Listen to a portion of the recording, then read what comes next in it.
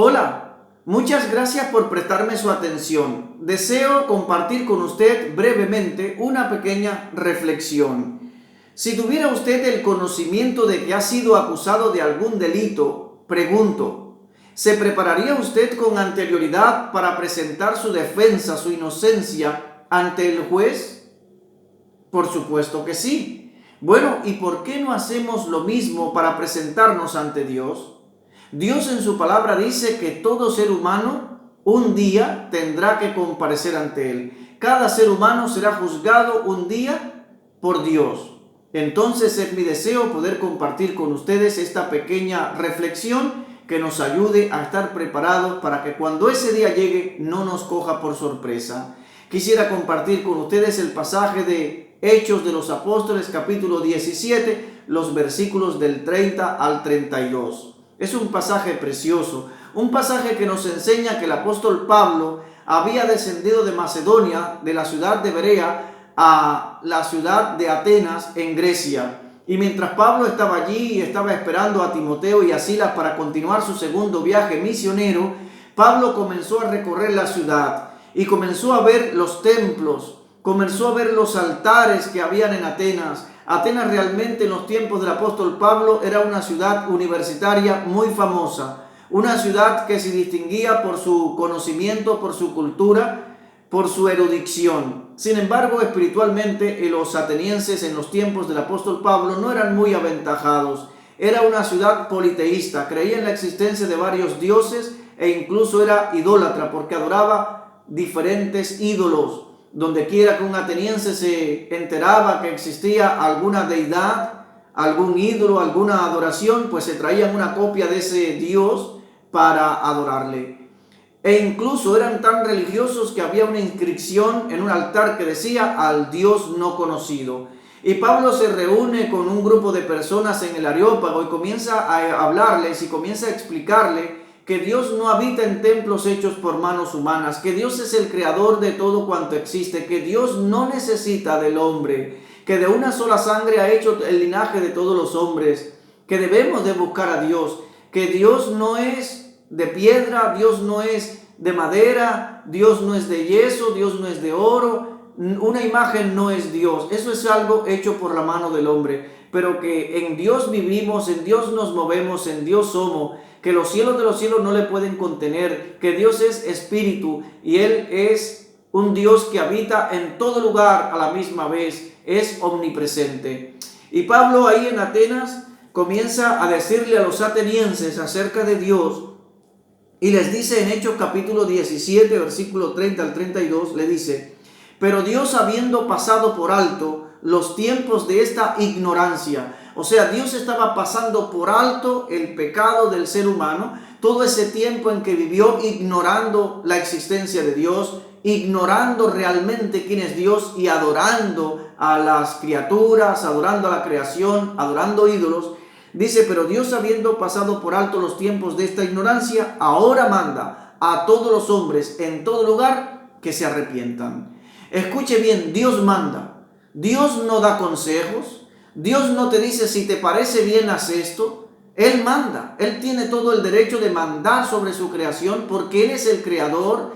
Él es el Señor de la creación y Dios tiene todo el derecho como dueño absoluto del universo de mandar. Y dice, Dios manda a todos los hombres. Crea usted en Dios o no crea, sea usted de la religión que sea, Dios le manda a usted que se arrepienta, por cuanto ha establecido un día en el cual juzgará al mundo con justicia. Dios ya lo ha establecido. Hay un día decretado por Dios en sus planes sabios, soberanos y eternos para este mundo. Hay un día señalado en el cual Dios va a juzgar a este mundo, donde los juicios de Dios van a caer sobre este planeta y donde cada persona un día señalado tendrá que presentarse ante Dios. Dice el versículo 31, por cuanto ha establecido un día en el cual juzgará al mundo con justicia, porque Dios es justo. Dios no es un Dios injusto para darle a alguien lo que no merece. Él le va a dar a cada criatura sobre la faz de la tierra lo que realmente merecen sus hechos.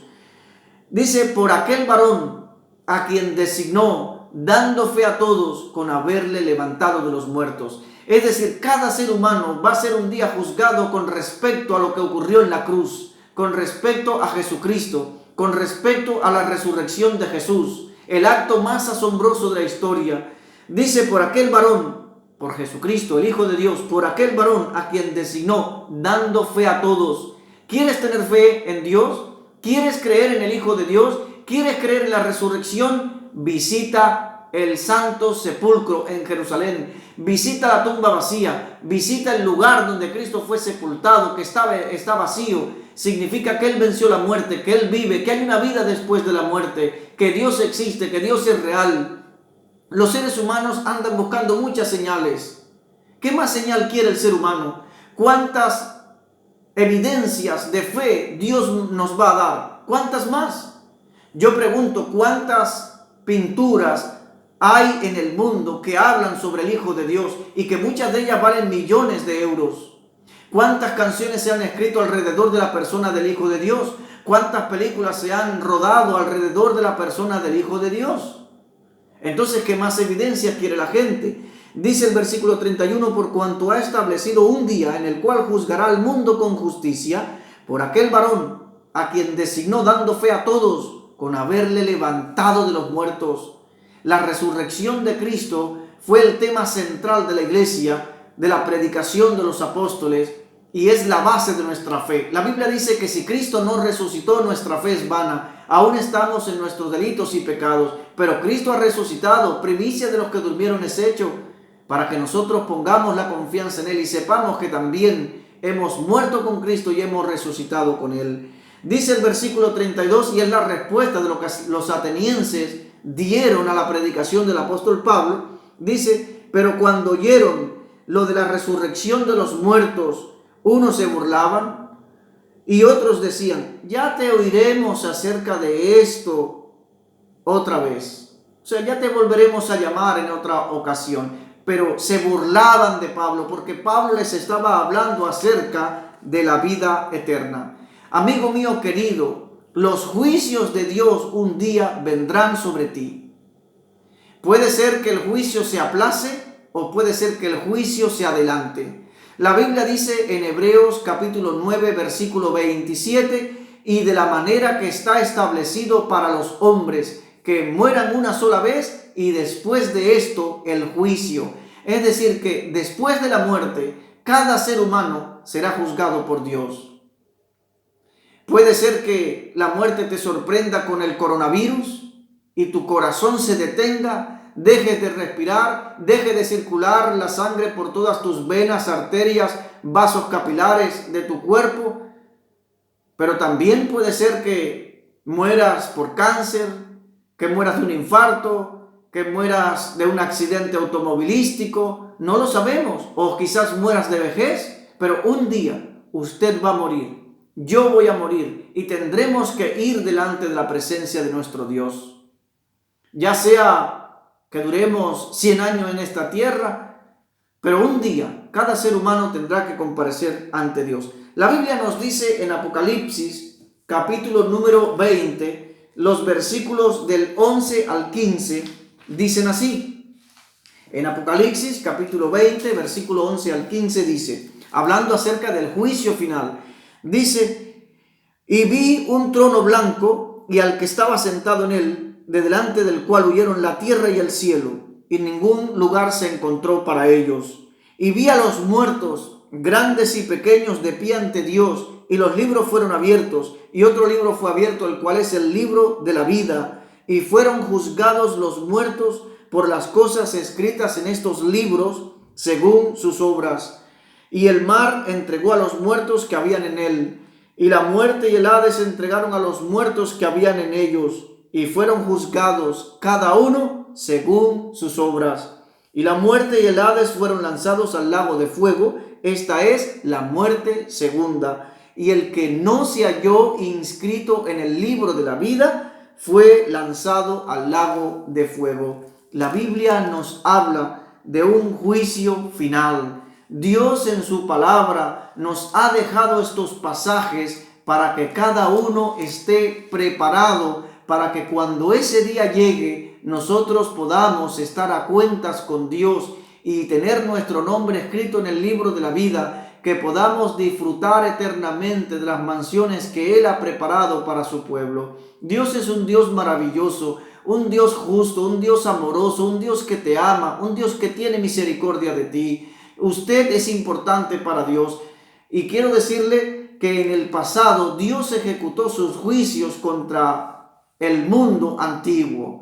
Podemos ver, por ejemplo, en la palabra de Dios, en segunda de Pedro, capítulo número 2, dice así. Segunda de Pedro, capítulo número 2, dice así.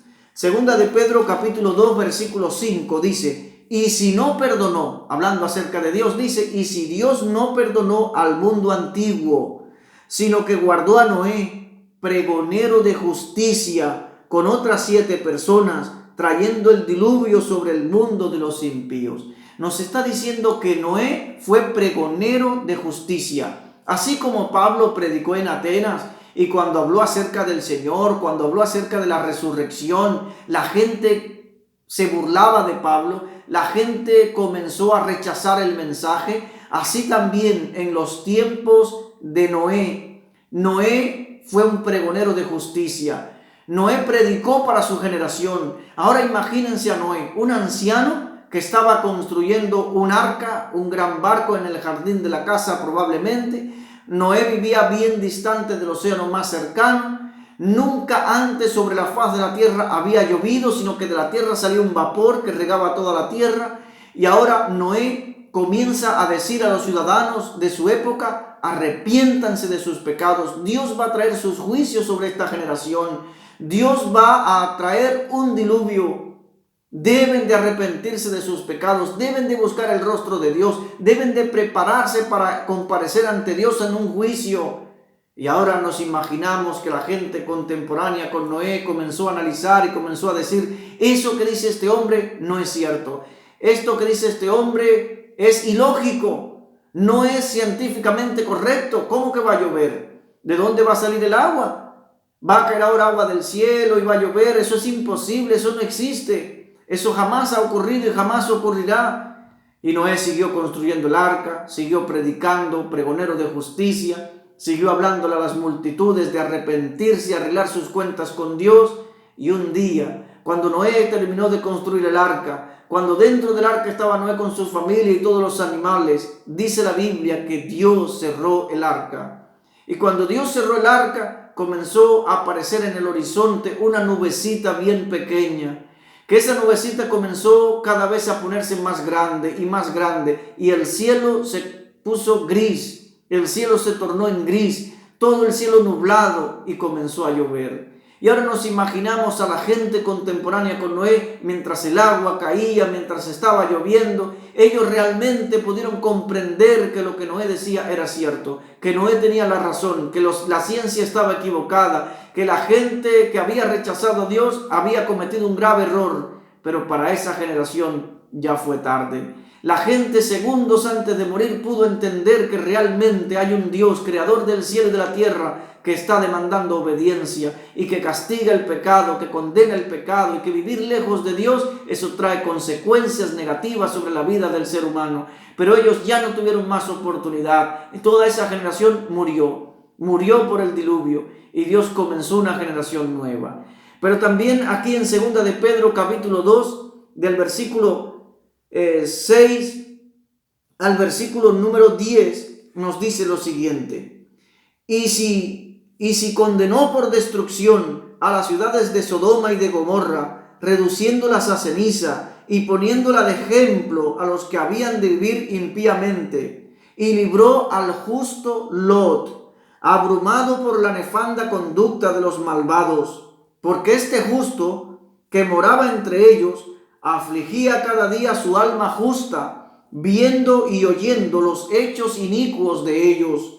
Sabe el Señor librar de tentación a los piadosos y reservar a los injustos para ser castigado en el día del juicio, y mayormente a aquellos que siguiendo la carne andan en concupiscencias e inmundicia y desprecian el señorío. Nos habla también después de aproximadamente 2000 años de la vida de Lot, el apóstol Pedro está tomando como ejemplo a aquellos ciudadanos de Sodoma y de Gomorra para hablarle a su propia generación. Y está diciendo que Lot fue un hombre justo, un hombre que afligía su alma viendo los pecados que se cometían en esas ciudades. Entonces podemos darnos cuenta que Lot, con su vida y con su actitud, él fue un mensaje para la gente de su época, para los ciudadanos de esas ciudades de Sodoma y de Gomorra, donde Lot marcó la diferencia como un hombre que le creía a Dios. Ahora usted imagínense a Lot probablemente un día sentado en la entrada de la ciudad, llamando a los seres humanos de su ciudad para que arreglaran sus cuentas con Dios. Imagínense a Lot hablándole a la gente acerca del creador del universo, un Dios que detesta y condena el pecado, y la gente diciendo: no, Dios no existe, yo quiero vivir en mis placeres. ¿Qué de malo tiene ser homosexual? ¿Qué de malo tiene vivir de espaldas a Dios? ¿Qué de malo tiene ser mujeriego? ¿Qué de malo tiene poder robar a los demás y vivir mejor? ¿Qué de malo tiene pues vivir de espaldas a Dios? ¿Qué de malo tiene? Y Noé diciendo: no, por favor, arrepiéntanse de sus pecados, busquen el rostro de Dios. Un día Dios visitó las ciudades de Sodoma y de Gomorra y halló como justo a Lot. Y cuando los ángeles se le aparecieron a Lot y le dijeron: mira, tienes que salir, tú y tu familia, todo lo que tengas, tus yernos, deben de salir de esta ciudad porque no podemos destruir la ciudad hasta que tú no estés fuera. Hasta que tú no salgas de la ciudad no podemos hacer nada, date prisa. Y ahora la Biblia nos dice en Génesis capítulo 19, versículo 14, que Lot fue a donde estaban sus yernos, los que habían de tomar a sus hijas por esposa. Fue y les habló acerca de la destrucción que venía, que Dios iba a enviar su juicio sobre Sodoma y Gomorra, que iba a llover fuego y azufre del cielo, y que toda persona sería condenada por sus pecados, que los juicios de Dios vendrían. Y ahora miren lo que la Biblia dice en Génesis 19, 14. Dice: entonces salió Lot y habló a sus yernos, los que habían de tomar a sus hijas, y les dijo: levantaos, salid de este lugar, porque Jehová va a destruir esta ciudad. Mas pareció a sus yernos como que se burlaba. A los yernos de Lot les pareció como que Lot se estaba burlando de ellos. Ellos estaban como quien dice: esto no es cierto, esto no es verdad. ¿Cómo va a ser que Dios va a destruir esta ciudad? ¿De que va a caer fuego y azufre del cielo? Eso no es posible.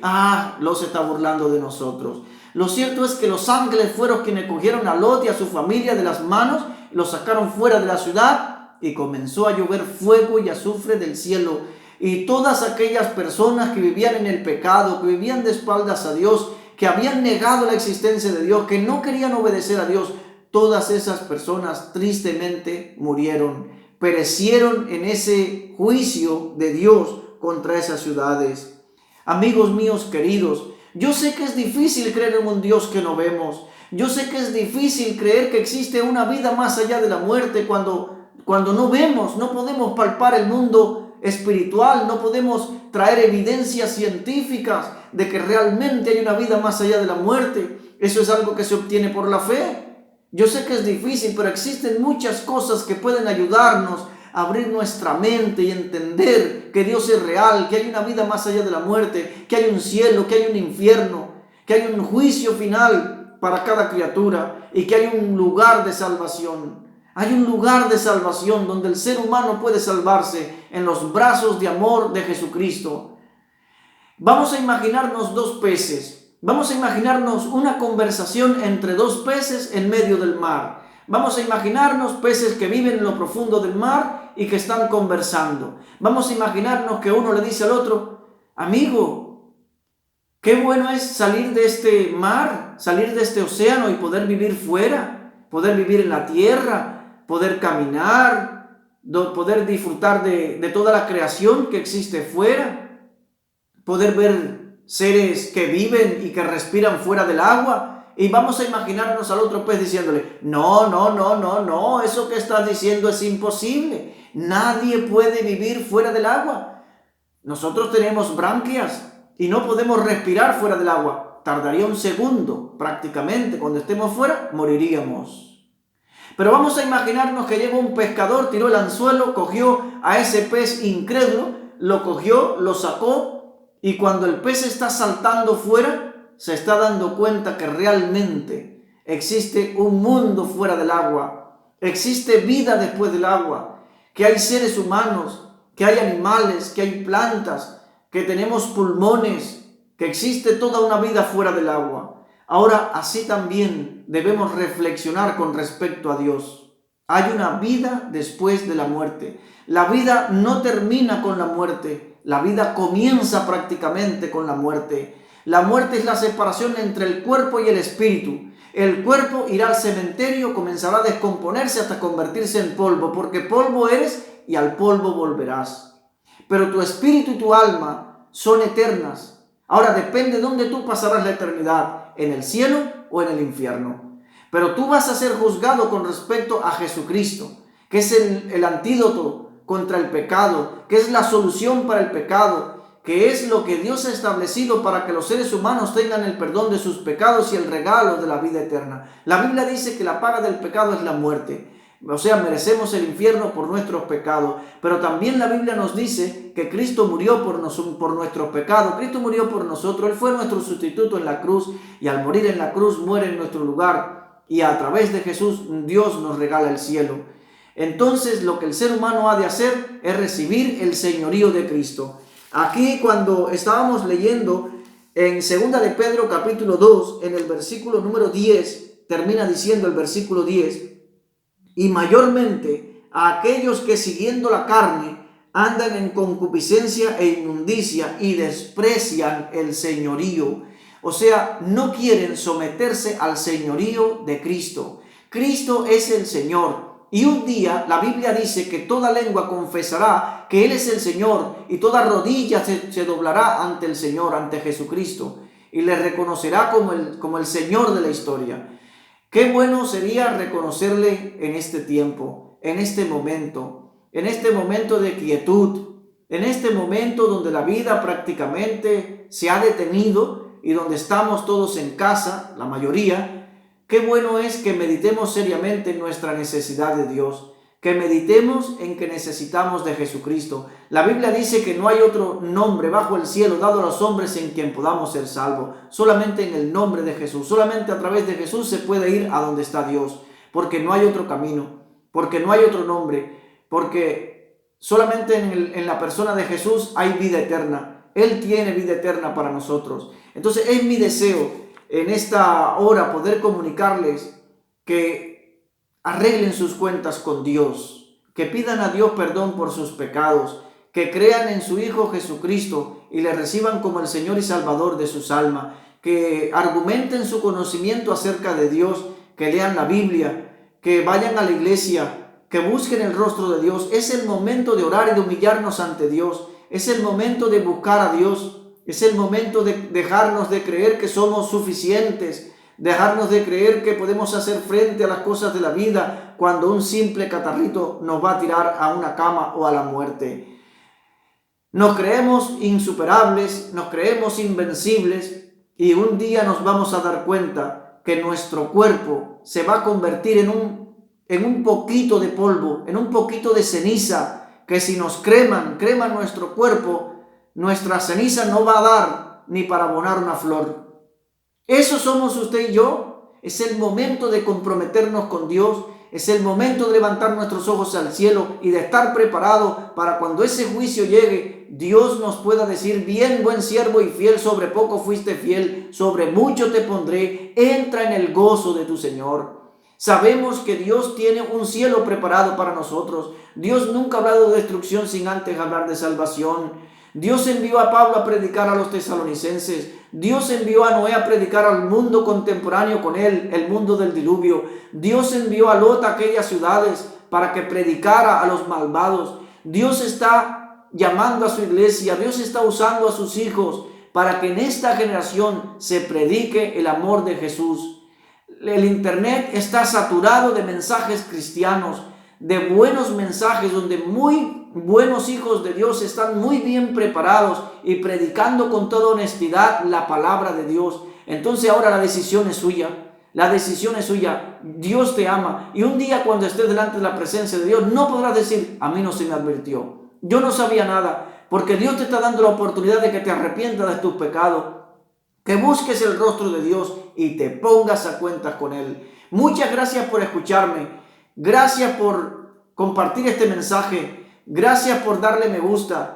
Que Dios nos siga usando para su gloria. Es mi deseo. Muchas bendiciones.